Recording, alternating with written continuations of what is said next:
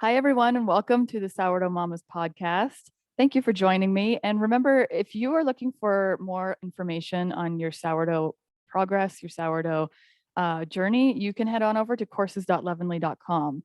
There are a ton of resources over there. There are guides, there are courses, there are workshops. Some are free, some are paid. So go on over to courses.leavenly.com and check out what we have available because I guarantee you there's something there that can help you along your journey. So today's episode is all about sourdough troubleshooting. So there's 5 different challenges in this episode that I've heard of from people who really struggle with it. And they're also challenges that I have dealt with too. There are things that we run into when we get frustrated and we might even think about quitting, but I don't want you to quit ever. So this is full of information. If you are near a notepad, you might want to take some notes if you're running into these particular challenges. And the 5 we're going to cover today are flat loaves, baking cold versus room temperature dough, how to control the type of crust that you end up with, the bottom of your loaves is coming out burned and you want to figure out why, and how to avoid burning the ear on your bread. So those are 5 common challenges that I hear about often. And we're going to touch base on those and just dive deep into detail on how you can avoid these issues because it really is pretty easy. I, speaking of easy, a couple of days ago, I had the idea of making a quick bread for dinner. We were having soup and I wanted bread with it. And obviously, I didn't have any sourdough and I didn't have time to make sourdough because I had 1 hour before dinner. So I looked up this recipe online and it said 10-minute dough. You only bake it for 10 minutes. Easy peasy. I was like, this is so easy. Wow, this sounds great. I'm going to try it. And so, I mean, that's your first red flag, right? It shouldn't ever be that easy. It was easy to mix and everything. One of the things in the recipe I noted, it said a dash of salt or a sprinkle of salt or something very vague. And here I am, a sourdough baker who weighs everything in grams. And I was thinking, that was my first red flag, actually. I was thinking, oh, this is not going to end up very good because that's so subjective. How do you know how much salt to add? How much is going to impact the flavor of the bread too much? How little is going to make it too bland? So I guessed and I added the salt. And then as I went down the recipe, and I should also add, you should read the recipe through before you make it. And so I'm going to tell you what to do and don't do what I did because I didn't read through the recipe. Oftentimes I forget to do that unless it's something really unfamiliar to me. But I was like, oh, it's bread, it's easy. No, so at the end of the recipe, your dough is in a bowl, and then they say to bake it at certain temperature for a certain time, and then it's done. And so it doesn't say to add it to a loaf pan. It doesn't say to shape it like a boule. It doesn't say in what vessel to bake it and what size at all. Nothing, none of that information. So as a seasoned bread baker, I thought, well, okay, I'm going to turn it into a boule as best I can without degassing it because it's a quick dough, and that's a concern with quick doughs. And then I put it in the oven for the allotted amount of time. I'm sure you can guess that it didn't end up as expected. I had this vision of pulling out this beautiful loaf of bread and really impressing my husband with making bread in like 30 minutes, but no. So it first of all, aesthetically, it was lumpy and huge, this huge mound of dough. I made it in my Challenger bread pan and I pulled it out and it was huge and I let it cool a little bit and then I pulled it apart and I realized it wasn't even cooked all the way through. And I'm not talking like a little bit in the middle, I'm talking the entire loaf was not cooked. So it was bad. I tore it into 4 pieces. I put it back in the oven for, I don't know, 10 more minutes, pulled it out, and then I basically scraped out all the inside yuckies and we ate the crust. So it wasn't all for naught. I had a little bit of success, but my husband had fun teasing me that, I am really good at making sourdough bread, which is technically very complicated, and I can't manage to make a 10-minute easy loaf of bread. So that said, if you have any tips for me, I would appreciate that because apparently I have no idea what I'm doing when I'm using commercial yeast. I thought you guys would appreciate that story. It was such a fail, and it was such a fail that I didn't even think to take any pictures. So There's no proof of it. So it didn't actually happen. Okay. I made that all up. I'm a really good baker. So let's go ahead and get started. I just wanted to share that because we all have failures, right? And we have to kind of laugh at them, and you do what you can to save them. But at the end of the day, you learn from them. It's an experience and you move on. So what I learned is that if I come across a recipe that doesn't say how much salt to add, I should probably not make that recipe, right? That's probably a good thing to know. So let's tackle flat loaves first. All right. So I hear this from a lot of people, from sourdough mamas. I get emails about it all the time. People saying my baked loaves are flat, and when I pull them out after the final overnight rise in the fridge, they seem deflated. And when I flip them out on parchment, they're floppy, they spread out, they're super sticky, and they're not rising with a nice dome top. So what is going on? And it seems like there's a lot going on with this problem. Like they look like this in the Banneton, and they look like this on your counter, and then they look like this when they come out of the oven, but it's all one issue, and that is over fermentation. So if this is something you're dealing with, first make sure that your dough temperature isn't too warm.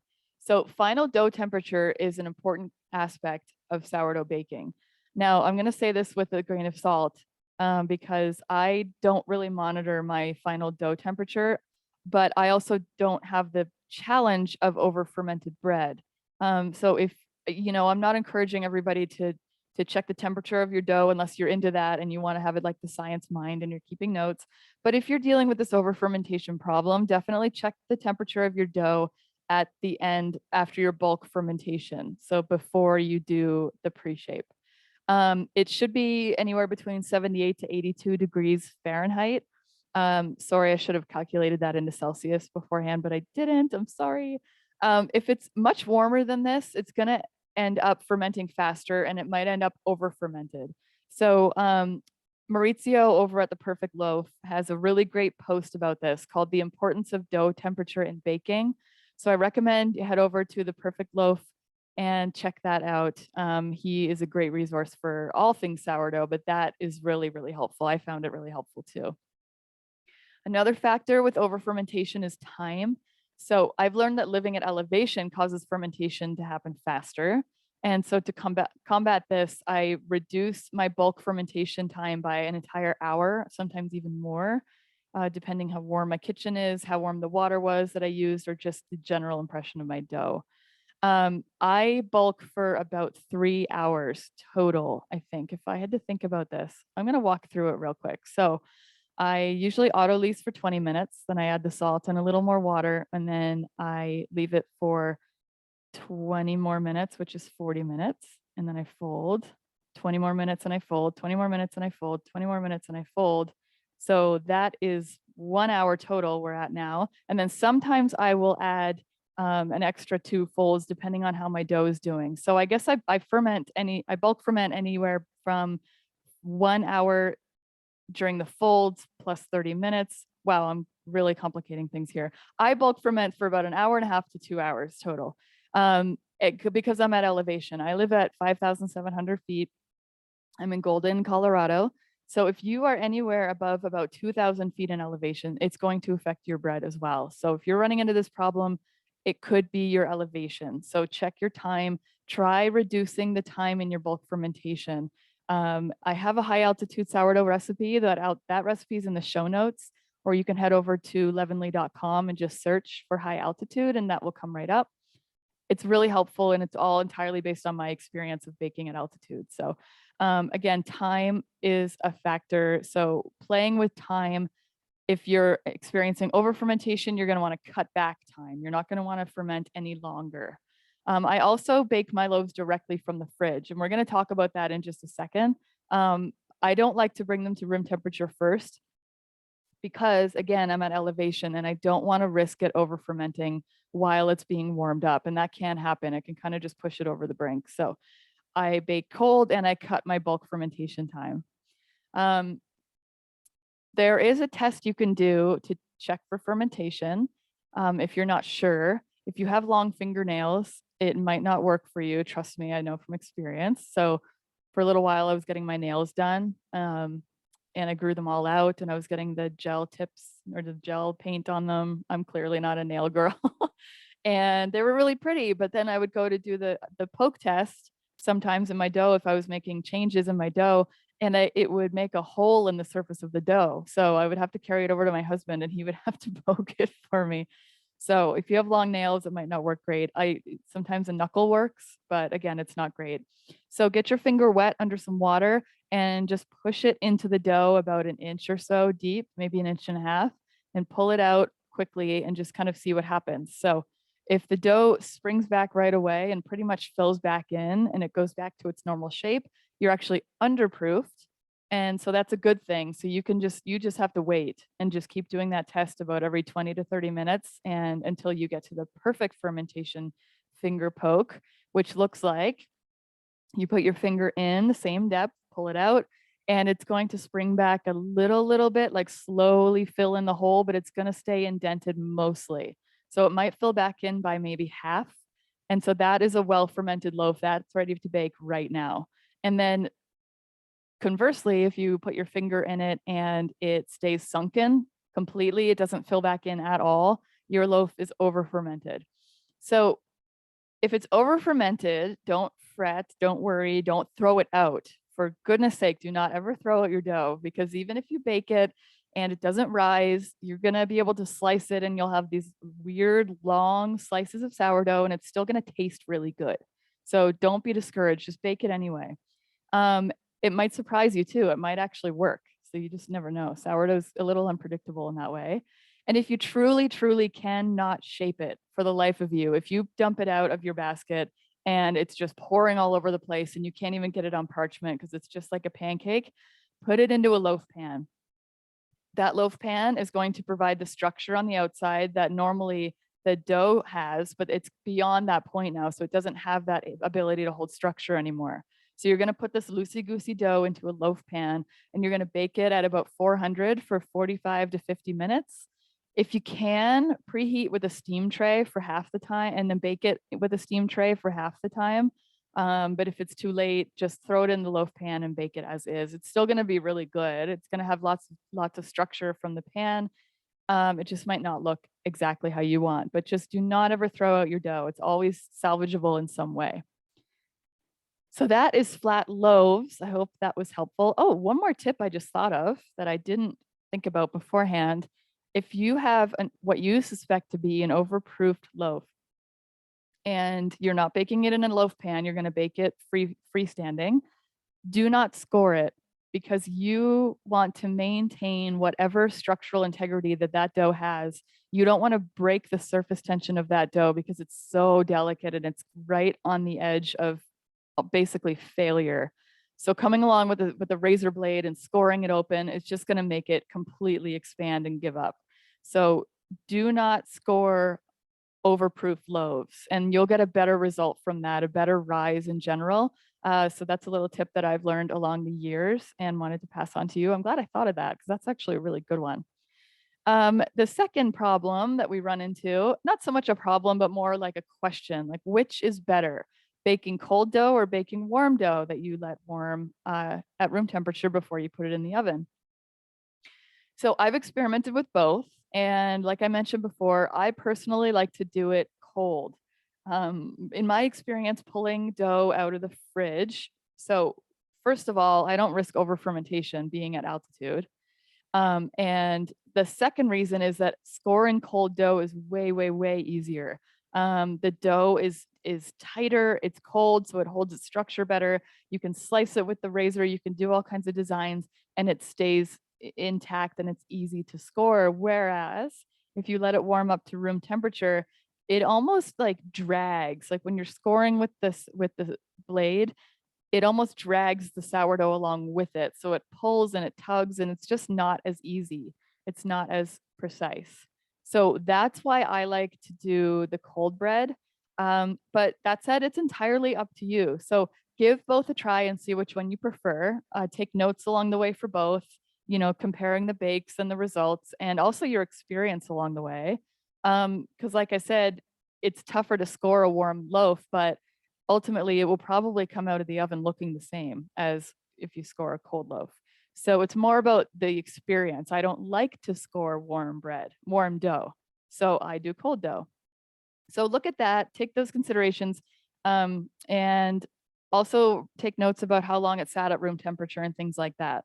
And just make a judgment call and do the method that you like best. So that's the nice thing with sourdough, is that you can basically change it around and do whatever you like. And it's so flexible, it doesn't really matter what you do. As long as you know some fundamentals, it's not really going to matter if you do cold versus room temperature dough. So that is number 2. Problem number 3 is how to control the crust on your bread. All right, so let's talk crunchy crust first. Some people actually really love a really tough and crunchy crust. I think they're the minority in my experience. I like a crunchy crust as well, but I think if I had to choose, I would choose the softer crust. So if you're looking for the crunchy crust, aim for a longer time with the lid off. So you're going to bake for the same amount of time. Your total bake time will be the same, but just do like 5 to 10 minutes more with the lid off the pan than with it on. So for example, if you're baking for 30 minutes with the lid on and 15 minutes with the lid off, you could try doing 20 minutes with the lid on and 25 minutes with the lid off. So both of those equal 45 total bake minutes, but it's a little bit more time exposed to that direct heat, and it will make that crust a lot harder because it's not exposed to the steam. So that's one way to do it. You can another way is make sure that you're only baking with flour, salt, and water. No additional ingredients, because as we're going to talk about, a lot of additional ingredients actually work as dough conditioners. So they soften the crust, which is not something that you want, the person who loves this crunchy crust. And another technique you could try is to spritz the dough with water right before putting it in the oven.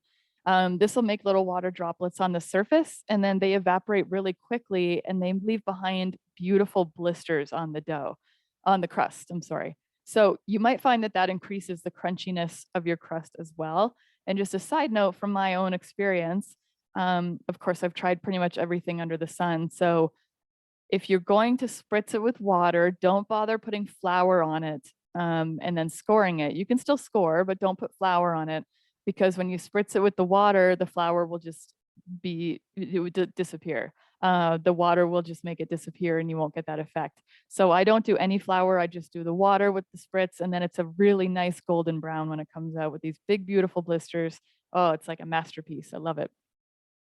Also, one more tip too, after your bread is baked, store it on a cutting board and not in a bag. Just leave it out open to air. And you can imagine being exposed to air, it's going to almost get a little bit crispier and crunchier, a little bit stale almost, but a good stale, if there's such a thing. It really does make it a bit crunchier. Store it cut side down, so the cut side is against your cutting board to protect that inner crumb, but the outside can get nice and crusty that way. So now let's talk soft crust. I've heard over on Sourdough Mamas that putting your dough in a cold oven actually helps with this. So you're not preheating the oven, you're not preheating your Dutch oven at all. It's fascinating, and I'm just dying to try this. So Helen over on Sourdough Mamas posted recently, actually, it was just a comment kind of hidden in another post, and I'm glad that I saw it.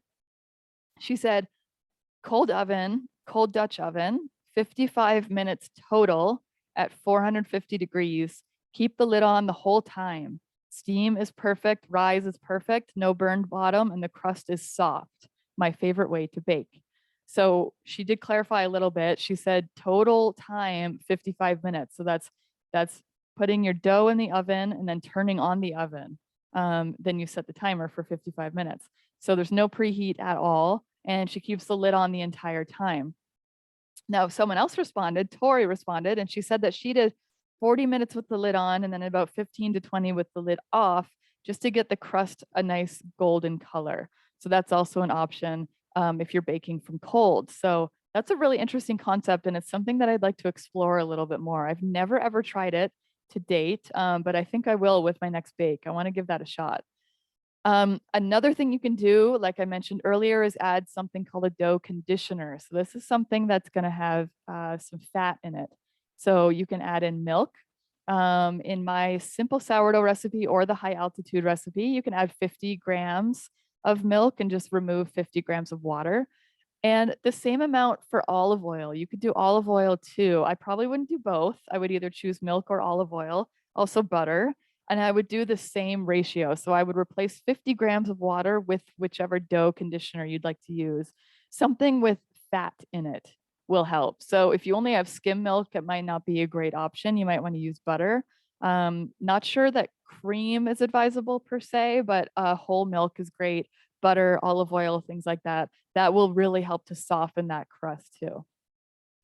Once it's cooled, you can store it in a gallon Ziploc bag, and it makes the dough. If your bread comes out of the oven too crunchy and crispy for your liking, let it cool completely and then put it in a Ziploc bag overnight, and it'll be nice and soft in the morning. It works like magic. Nicolette says that her mom would always brush butter on the crust after baking, and that would help soften it when giving it as a gift to a friend who preferred a softer crust. So that's also an option too. You can brush the outside with butter. Somebody else commented that she just grabs a stick of butter and rubs it all around on the outside of her bread. So you could also do that. One more idea for a nice soft crust is that Anya says to take it out of the Dutch oven once it's baked and wrap it in a kitchen towel, then put it on your cooling rack. So the kitchen towel is going to trap all that heat from and the steam from escaping. It's going to hold it against the bread, and it's going to soften the crust as it cools. So there's a ton of ideas for you if you're looking for a crunchier or a softer crust. So go ahead and try those. That's my challenge to you guys this week. If you want to try having a little bit of control over the way your crust comes out, try one of those techniques. So issue number 4, bottom of my loaf is burned. This is a common beginner challenge, I think, because we don't always understand our oven when we first start out. We don't understand how the direct heat works. We don't understand if we have hot spots, things like that. So it is kind of a learning curve. So a lot of times when you're starting out, the bottom of your bread will come out of the oven and it'll either be such a tough, thick crust at the bottom, or it'll be actually charred and burned on the bottom. So how can you prevent this? It's really actually easy, but there's a couple ideas that I'm going to give you that you might have to just try one and then another and another if they don't work. So it's possible, first of all, that your oven is hotter than you think. So you might want to get an oven thermometer to rule out that variable. It's just like a little round thermometer, basically, with a little stand that sits on the bottom of your oven. You can also hang it from the racks. I have one in my oven because it's 15, 16 years old. But I found when I hang it from the rack, when I slide something in, it just knocks it off. And then I have to reach in around the hot element. So I just stand mine freeform on the bottom of my oven. And that works great. Believe it or not, my 16-year-old oven is actually wonderful. There's no hot spots. It's very, very predictable. So I'm actually in the oven. The oven light doesn't work anymore. It burned out like 3 years ago, and I replaced it, but it just doesn't work. So it broke. The front of the oven for the cooktop, the numbers are all rubbed off, so you can't tell how high your heat is or which element you're turning on. I just know it. I know it off by heart. And then I've tried to write on it with Sharpies and it just doesn't work. So long story short, I need a new oven, but I'm dreading it because my actual oven is so good. It's really consistent and it's really, it doesn't have hot spots. So that's what I love about it. Little tangent, but anyway, because it's an old oven, I did get an oven thermometer, but my thermometer in my oven reads pretty true. So that's one possibility if your bottoms are burned. Second thing, if your baking vessel is close to the heat source, it's going to get a lot more direct heat and it will scald the bread. So how can you avoid that? You're going to move the racks inside your oven as high up as you can so that your Dutch oven still fits. And of course, this is all talking about ovens that heat from the bottom.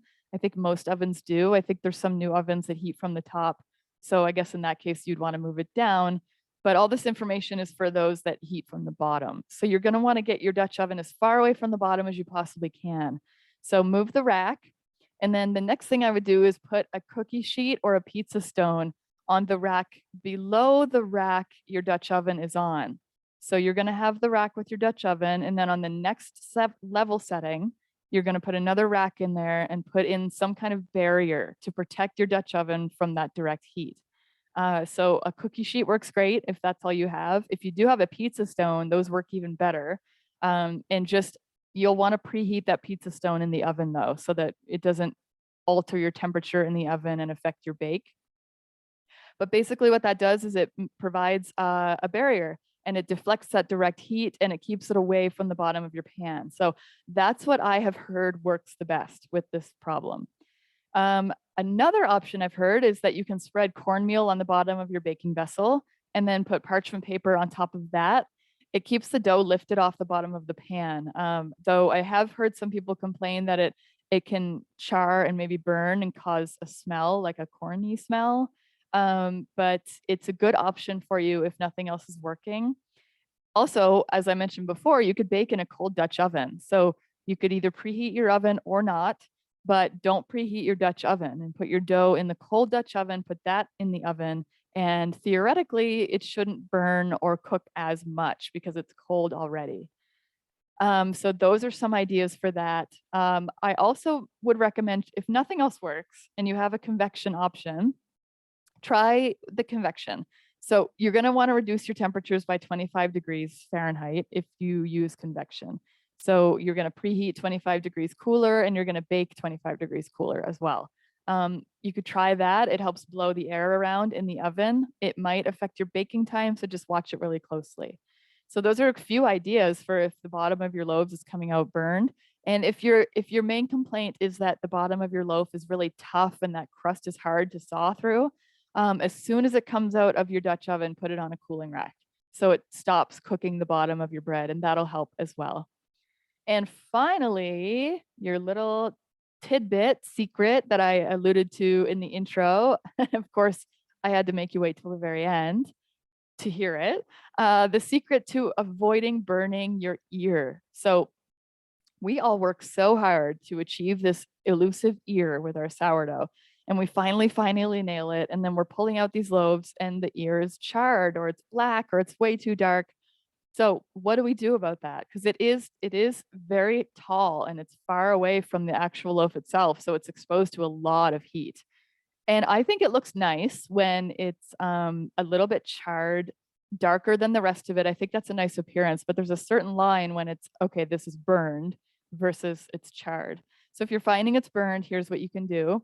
You use the old pie baking trick that ensures that the crust of your pie doesn't burn while the middle still cooks, and it helps with the sourdough bread problem. So if you're a pie baker, you probably already know what I'm going to say, but tinfoil is your best friend here. So rip off a strip of tinfoil, pull out the rack in your oven when your bread is in there with the lid off, and kind of wrap the tinfoil around your ear, just a strip big enough to put it on the ear to protect it from that direct heat. And it will not cook or get more charred than it is when you put the tinfoil on. So it protects it from the direct heat, it protects it from burning, and your appearance, the aesthetics when your bread comes out is going to be much improved. So that is a very old secret for protecting pie crusts, but we can use it for sourdough too. So, you got to be a little bit creative. So that's how you can save your ear if you're finding that it's getting a bit charred. So that was a load of information. If you took notes throughout, I congratulate you, because there really was a lot there. You can always come back and listen again, but that's it for this week's episode. This was going to be a series, I believe. I'm going to turn this into a series because I hear so many challenges with sourdough.